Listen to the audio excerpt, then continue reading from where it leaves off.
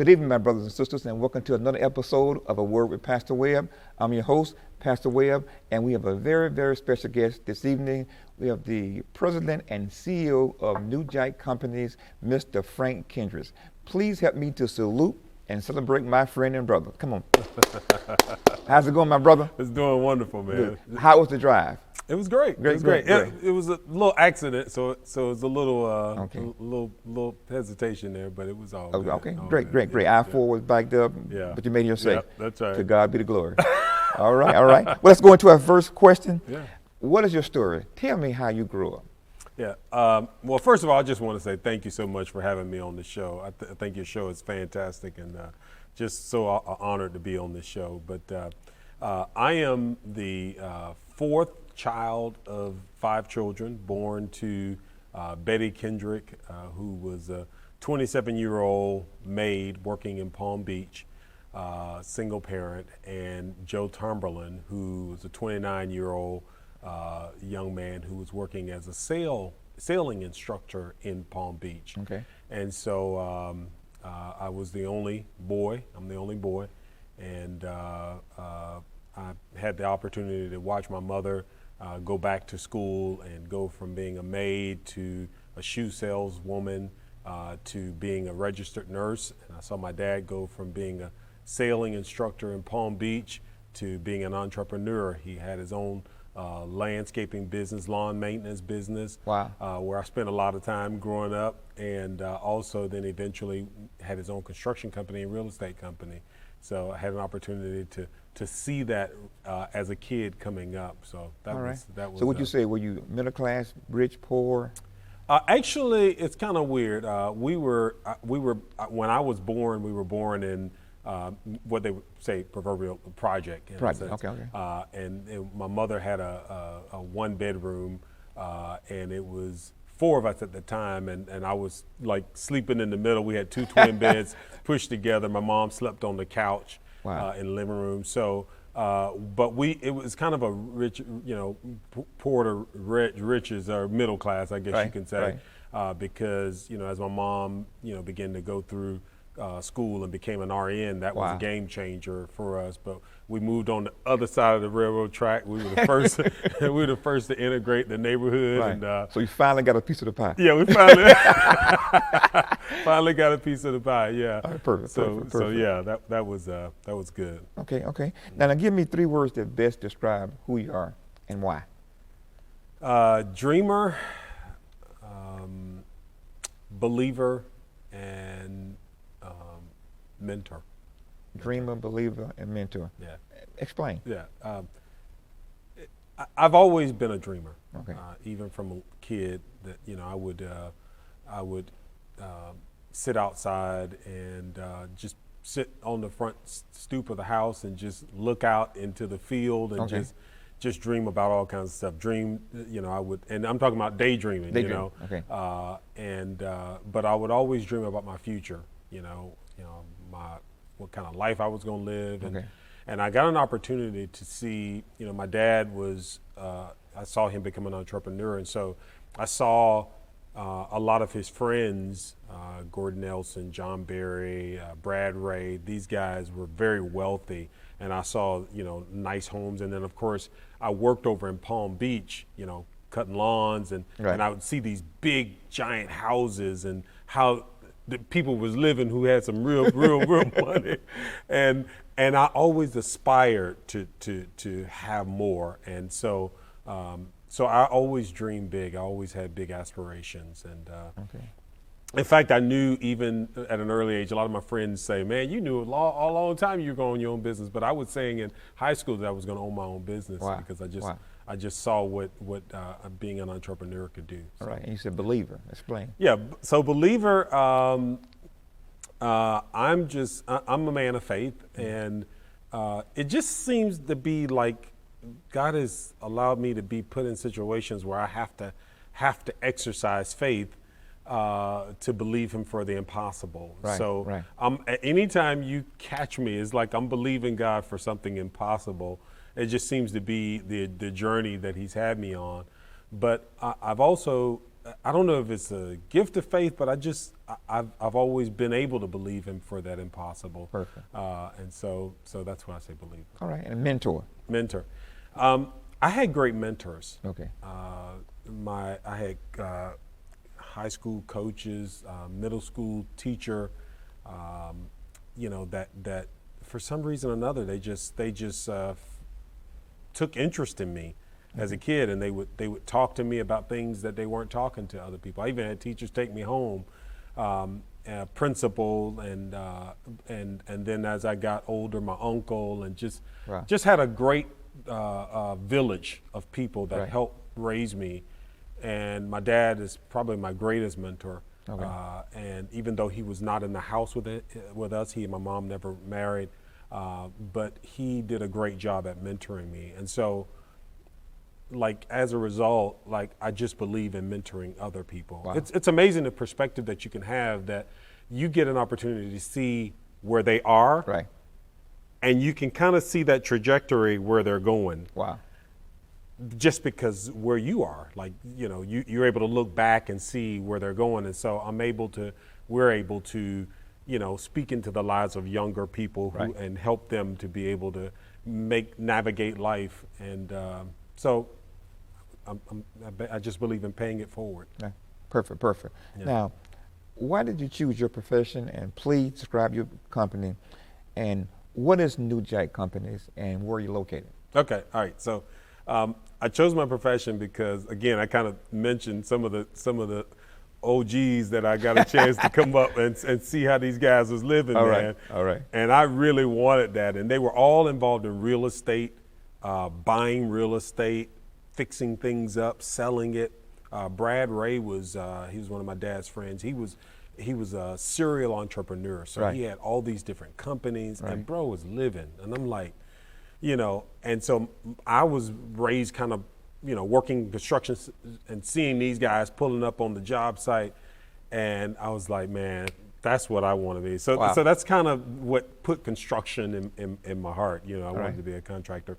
Our company is Nujak Companies. And so we say Nujak Companies because we're kind of a consortium of a lot of different companies. Okay. We probably have about 7 or 8 companies that are under that umbrella of Nujak Companies. Okay. From real estate, sales and development, to construction by region, and even property management. So we're kind of a full service construction company that also does design build, and does, you name it, all in that quadri of, real estate and construction. So. Right. Now you mentioned design build. Explain design build. Yeah, so design build is kind of, we like to say one-stop shop. So if a pastor, like a Pastor Webb, but like might want to build a church, and then he'll come to us and say, hey, I want to build this church. I'm able to sketch it out on paper. Right. Number one, and say, is this what you're talking about? And then able to put it in AutoCAD, and then literally take you through that process of getting the plans developed, even getting the permitting. And normally, in a normal situation, you go to an architect, and the architect does all that. In the meantime, the contractor is just waiting for the plans to be done. Right. In this case, we're able to do the plans, we're able to do the permitting, and we're able to do it all kind of a one-stop shop. Perfect. So, so that's what design build is. Okay. And you located where? We have a new slogan we're working on. It's kind of like, the slogan goes something like, wherever we need to be. Okay. We are wherever we need to be. Okay. We went virtual about 2 years ago. Okay. This was well before COVID, back in June of 2019. And so we were founded in Lakeland, but we're doing projects all over the state of Florida. And just recently, we're now in Atlanta, Georgia. Wow. And so we now that things are virtual and I'm working from my home, right? And so are our people. Literally, we can be wherever. The internet can take you wherever you want to go. If I want to go to China, I could just go to China, and so. All right, okay, so. All right. Now, how or where did you get the name Nujak? Where did that name come from? Yeah, so I was on the phone with one of my friends, Brian Taylor, years back when we were thinking about starting the construction company, and And I was like, man, I'm going to start a construction company. And he was like, man, you're going to be the Nujak of Lakeland. And I was like, yeah, I'm going to be the Nujak of Lakeland. So that's kind of where it came from. Okay. But it was a slang during that time. Nino Brown. Yeah, Nino the Brown. Cash Yeah, Money yeah, Brothers. it came from the Nujak City. Okay. And so out of Nujak City came the Nujak generation, you know, Bobby Brown, New Edition. Yeah, and they have a whole genre of music. Yeah, Teddy Riley. Hold on there. Yeah. Teddy Jim for me. Yeah. All right. Okay. So yeah, that's where it came from. All right. Now I was reading through your resume last night, man. You have a very impressive resume. Thank you. I know your company is a multi-million-dollar business, and I read back in 2016 your company was ranked number 3 on the Tampa Bay Business Journal as one of the 50 fastest growing companies in Tampa Bay. How does that make you feel to get all these accolades? And yeah. So first I just say God has been really good to us, and so we're very excited about that, and I feel great for the things that we've been able to accomplish. You know, but when it comes down to like a lot of the recognitions that we've received has been because of our fast growth. And it's kind of one of those things that it depends on when you take a snapshot, because life is full of peaks and valleys, right? Right. So if you take the snapshot when I'm on my way up, you look good. I'm looking real good. But if you take it when I'm on my way down, you're like, man.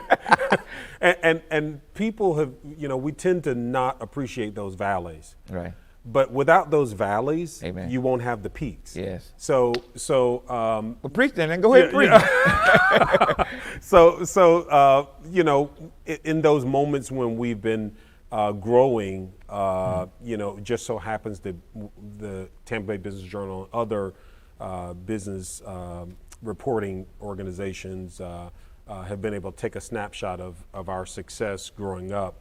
And Jim Collins wrote a book. It's called Good to Great. Great book. Okay. And he has this concept. He calls it the flywheel. And he says it takes a lot of energy to get this flywheel going. Like you have to call it like everybody's pushing real hard. Mm-hmm. But once you get it going, yes, it basically, the momentum carries itself. And so that's what happens is during those years where you're like, you know, you're developing policies, you're hiring people, it looks like you're just doing a lot of grudging work. But eventually, once it starts paying off and you start getting projects and then all of a sudden it starts growing, it becomes that flywheel effect. So that's what's happening. All right, perfect. Now, what are some of the pressures that come along with owning your own business? Yeah, so I think the biggest pressure, you know, we're celebrating now 29 years in business, and I think one of the biggest pressures is cash flow and keeping the next sales. So if a company is not making sales, I had a colleague of mine who his company did $1 billion. It's crazy. Wow. And he said, Frank, if you're doing $1 billion, he said, you better be selling $1 billion. Because what happens is you're doing $1 billion, but eventually that $1 billion, yes, you're going to be complete. And if you're not selling the same time you're building, then you're going to be sending a lot of people home. Wow. And so that's what happens is you have to also be taking care of the projects, which on average 6 months to 9 months project, but you also have to be selling. And so that's the challenge is, you know, you have a lot of people that are depending on you. So cash flow. Cash flow. Yes. Now, what would you tell a young person who wants to go into your profession?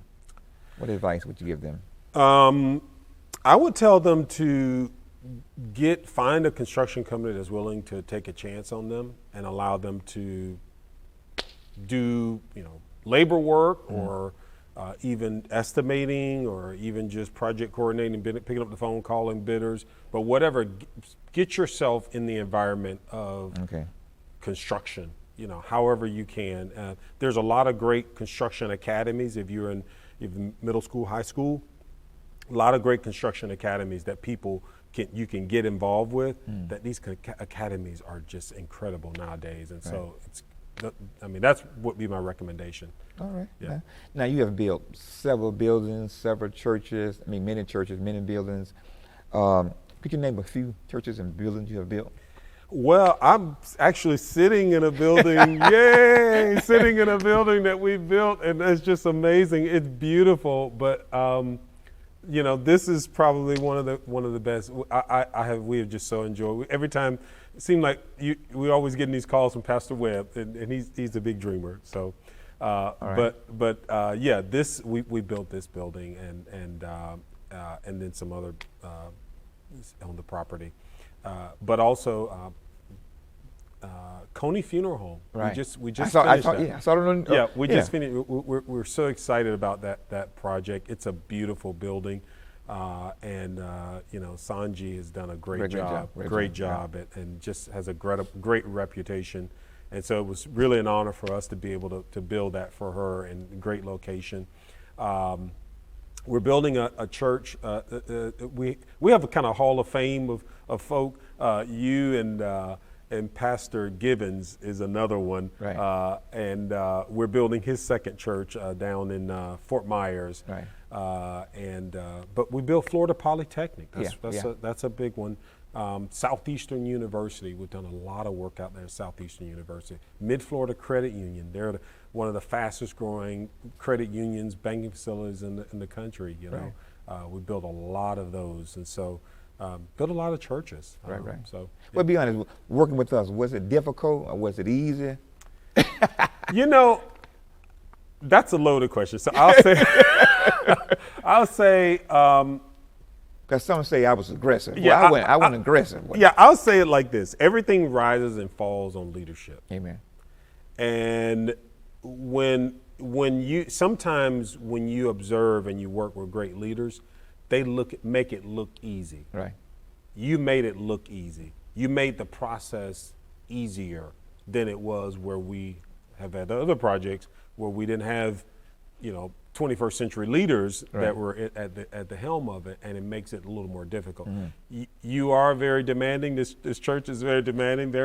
Want what you want, but you're one of those people that gets things done. Like, it's just incredible. Like you say, yep, I'll get right back with you, doc. We're gonna do this, and then you come back and it's like it's happening, and so that is just extremely refreshing. So yeah, I appreciate that. So that's what I say. It's a little bit of both. All right. Well, Doc, what are some of your hobbies? What you do for fun? I like to travel. Okay. Yeah, I like to travel. My wife and I, she is my best bud, but we have been doing a lot of traveling. We travel as often as we can. We've been overseas. We've been to Israel, Holy Lands. Wow. Following the steps of Apostle Paul, in Ephesus and Corinth and those places. Wow. And then we've been to Paris, London, but we've also been a lot of places in the United States. So we enjoy doing that. We like to hike, my wife and I. Hike. Yes, we love to hike, and so that's our biggest hobby is traveling and hiking. Now, if you had one wish, what would that be? You're a dreamer now. If you had one wish, what would that be? If I had one wish, I would wish for unlimited resources. Unlimited resources, because I am faced every single day with great ideas. I see organizations that are trying to do great work, but everything, there's a scripture in the Bible says, money answereth all things, Right. In fact, I had a pastor say to me, he said, Frank, faith moves mountains, but money answers all things. He said, money gonna answer this situation. But but I would love to be able to have the money, the resources available to be able to, got some great friends that have an orphanage in Africa, and they're wanting to build a big school that we're consulting with them, but they need money to be able to do it. Right. Jeffrey Williams with his program. Right. Just doing an incredible, I wish I could just reach in just the coffers and give this guy all the money that he needs to be able to do, because he loves kids, he's doing great work, and just he needs resources. Right, and so right. there's so many things now. So I would love to be able to be in that position, to have those resources and say, here you go, and just be able to distribute to those needs. All right, Doc. Yeah. All right, okay. What is the one thing that some may know, but others may not know about you? That secret, that the secret sauce or whatever it is. Tell me. Probably that I have an alias, Chucky Timberland. Chucky Timberland. What? What in the world? Yeah, a few of my closest friends, they kind of joke about it. In fact, one of them will call me and say, "Can I speak with Chucky Timberland?" You know. Okay. So Chucky is the name that I was raised with. In fact, they didn't call me Frank. I didn't get Frank until I went to college. Wow. So I always thought, when I was a little kid, I thought my name was Chucky. Yeah, Chucky. So my closest family, they called me Chucky. And it was in college that my friends, frat brothers, they kind of threw the Timberland on there because my dad's last name is Timberland. Wow. Okay. And my last name is Kendrick. So they say you're Chucky Timberland. So they have this alias, Chucky Timberland. All right. All right. Now, Frank, you are a very successful man. Built a lot of buildings, made a whole lot of money. But what are some of the early mistakes you made in life that you had to overcome? Yeah, I think the earliest mistakes, I guess, would be,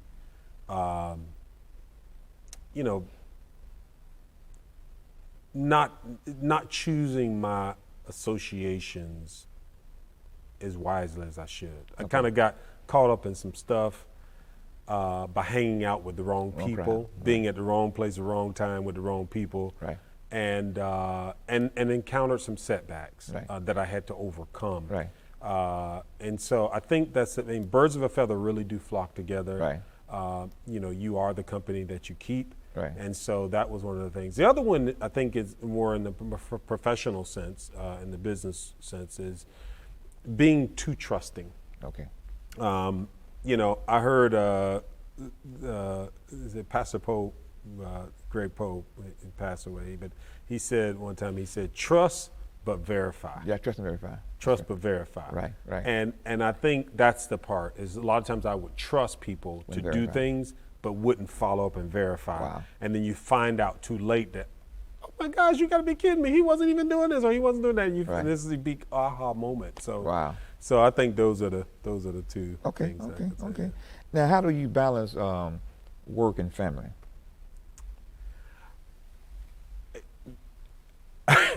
It's a work in progress. You still? Yeah, I'm still working on that. This is a work in progress. I can say though that during the early years of raising family, I've got 3 children, and raising them during that period of time, I think overall I did a really good job. Obviously, my wife had a huge impact in me, lining up in that area. But Stephen Covey wrote a book, 7 Habits of Highly Effective People, and he talked about kind of values. And one of the biggest things he talked about is that whatever it is that you value, you need to kind of identify what it is that you value up front before you start that journey. Because what happens is, in your journey for success, sometimes you end up compromising your values. And he used a perfect example of a guy who had just finally made this big pinnacle of success and got these big awards and all this other stuff. He's in the car with his kids, and his son said, Dad, we're really proud of you, but I would have really loved for you to have come to some of my football games when I was coming up. And his daughter said, yeah, Dad, we're proud of you, what you've been able to accomplish, but I would have loved for you to come to some of my dance recitals. And so it was at that moment that he realized that those were the things that he really valued, but he sacrificed those for what he thought he valued. And I recently got, in 2018, I got a Jerry Annis Award. It was a prestigious award for a community leader in Lakeland. And my kids showed up there, and it was a wonderful thing. But in the car, it was a full circle. My kids said to me, you know what, Dad? And they didn't even know the Stephen Covey story, but they said, we're glad that you didn't sacrifice us coming up, that I made it to all the football games, all the basketball games, all the dance recitals, all of the acting. And so, those are the things that, Now, you do have your son working with you, one of your sons. Yes. My oldest son. Yes, Okay, yes, okay. and that's an extreme joy to have your son working with you. So Yeah. he'll eventually take over one day. Yeah, he's not me though. He's got a whole nother idea of what he's going to be doing, and he's off to an excellent start. Perfect. Start. Perfect. Yeah. Now, what has been your biggest loss in life?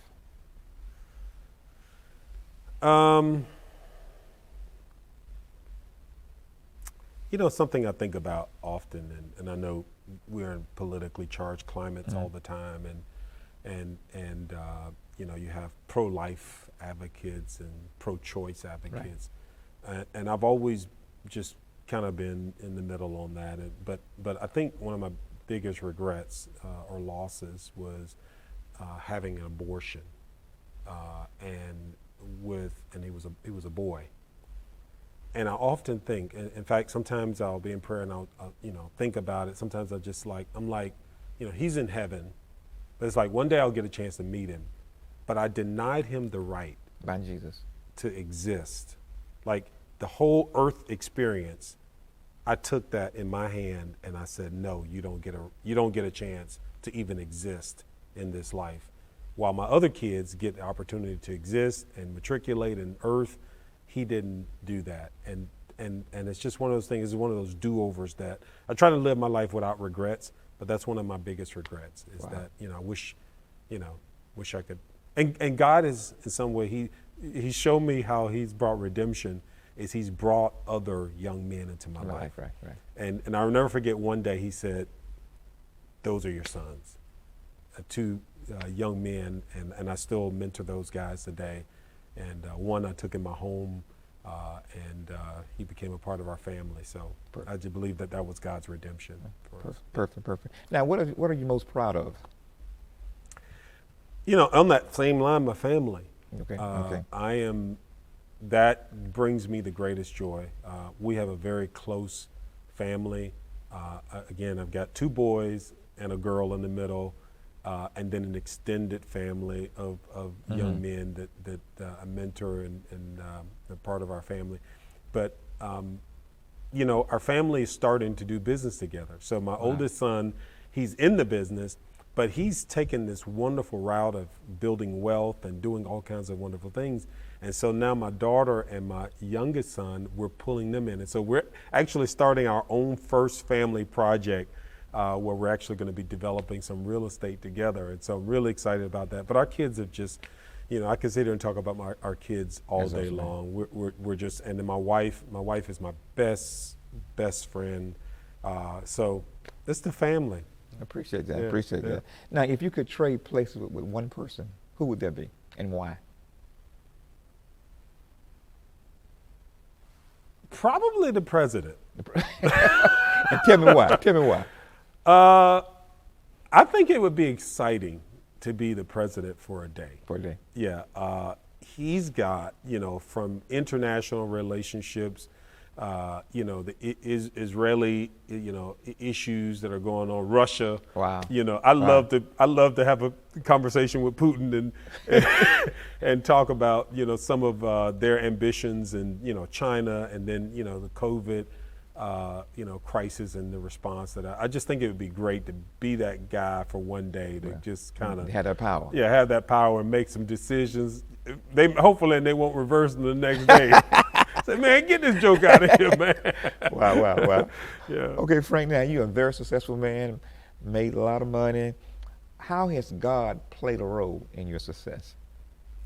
Man, he's been, the Lord is my shepherd, right? But he's guided, he's been there all along. Even when I wasn't really serving him, when I look back now, I could see his hand in how he was introducing himself to me, even when I didn't know him, and how he was making himself known. And the moment that I came to that moment where he set all the environment right for me to finally get down and say, Lord, I surrender to you. Right. And that moment, that journey has just been wonderful. It's just, being able to walk with God and to talk with God and to be able to, him set in you a desire and an expectation. All of a sudden you see it come up. The right people come into your life at the right time. Wow. The right phone calls come Wow. at the right time. Yes. I started a testimony list years back. And even to this day, even from a phone call, casual call that I felt like needed to come, and it comes in, I write that in my journal. And so I've got this long list of testimonies of just great exploits that God has done. And it's just, when I'm down sometimes, I go back and read it, and I see some of the victories that he brought us through. Right. And it just gives me hope and encourages me. So He's been good to you, Doc. He's been incredibly good. Yes.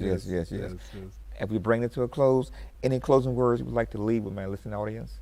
Well, I just wanted to say this is a great show, and I think this is I told Pastor Webb that I think this show needs to be syndicated, man. But no, this has been wonderful, and thank you so much for this opportunity. All right. I really appreciate Last it. question. What is the best talk show in the land? The best talk show in the land is A Word with Pastor Webb. Amen. Thank you, Frank. Appreciate you coming on the show. And to my listening audience, may God bless you real good.